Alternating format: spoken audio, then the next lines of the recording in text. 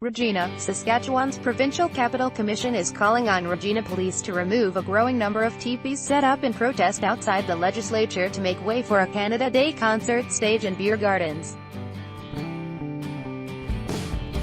Executive Director Gary Ross said in a statement on Wednesday that slight adjustments are needed for Canada Day festivities in the popular park surrounding the provincial building. Indigenous protesters who have set up teepees outside Saskatchewan's legislature in Regina say the province has agreed to meet with them in July. The Justice for Our Stolen Children camp was first erected in February.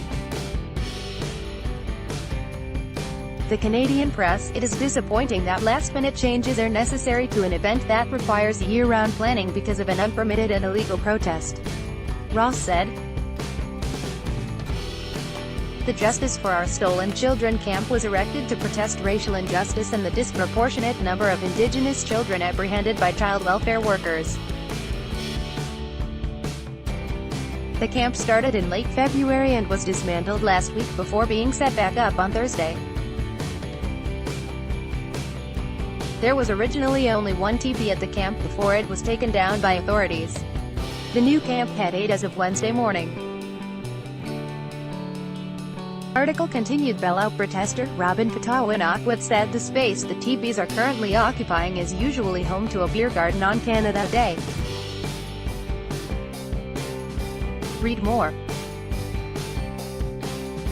RCMP Commissioner apologizes to families of missing and murdered Indigenous women. Edmonton police create new Indigenous engagement strategy. Toronto to heat up ahead of Canada Day weekend. There has been only one teepee at the camp before it was taken down by authorities. The new camp had 8 as of Wednesday. Michael Bell, the Canadian Press, she added that Canada Day is a sore point for protesters because celebrating Canada's formation legitimizes the displacement of Indigenous people. The establishment of the state of Canada was the major step in our genocide, Pitawanakwat said. And I don't just mean cultural genocide, I mean actual deaths of our people. There's nothing to celebrate for many of us in that. Article continued. Below Pitawanakwat said protesters have a meeting with the provincial government on Monday in the town of Fort Qu'Appelle, but the request from the commission suggests the government is entering the talks in bad faith. We are hopeful that this meeting will go through, but we'll see, Pitawanakwat said. When we are sitting at the table and they arrive on the other side, then we'll know. Regina Police Chief Evan Bray said that his force assesses the protest multiple times a day and doesn't believe there's currently a risk to the public. He's hopeful for a peaceful resolution. Right now, our focus is community safety. Bray said, we don't feel a police response at this point, especially knowing that there is a meeting and a discussion planned in under a week from now, that a police response would do anything to help that. The Provincial Capital Commission said that bylaws prohibit overnight camping, placement of structures and burning wood and other combustibles. Pitawanakwat said that police have listed safety concerns, but that she feels safe at the camp with her 3 children. There's absolutely a safety here that doesn't necessarily exist outside of this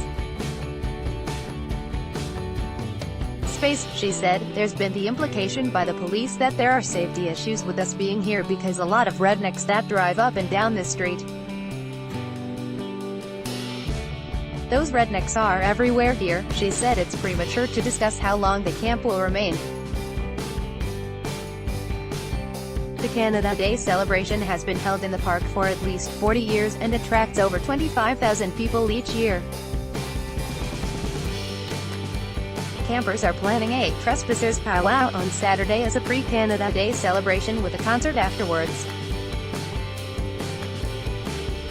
Protester Prescott Demas said he's hopeful about meeting with the government. There's no guarantees that anything is going to happen from this meeting, he said. This meeting is here to open the dialogue and start conversation.